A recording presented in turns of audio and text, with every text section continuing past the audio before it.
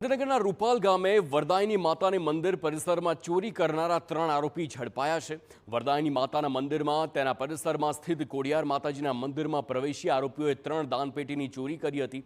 25 મેના રોજ ચોરી કરીને તસ્કરો ફરાર થયા હતા।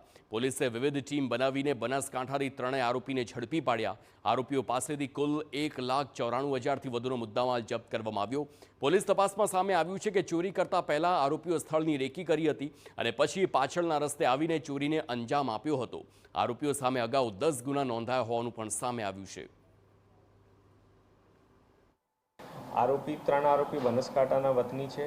એકની નામ રાહુલ ઠાકુર છે, બીજાની નામ સિદ્ધરાજ ઠાકુર છે અને ત્રીજાની નામ વસરામજી ઠાકુર। આ લોકોની વિરુદ્ધ પહેલાં પણ 10 ગુના દાખલ કરવામાં આવેલ હતી। ટેકનિકલ ઇન્ટેલિજન્સ અને હ્યુમન ઇન્ટેલિજન્સ મારફત પોલીસ આ ગુનાના 3 આરોપીને ધરપકડ કરી તમામ મુદ્દામાલ રિકવર કરવામાં આવેલ છે। કુલ 1,10,000ની કેશ અને એક છત્રી, ચાંદીના છત્રી રિકવર કરવામાં આવેલ છે અને સાથે સાથે આરોપી પાસે જો બાઇક અને મોબાઈલ ફોન હતા એ પણ રિકવર કરવામાં આવેલ છે।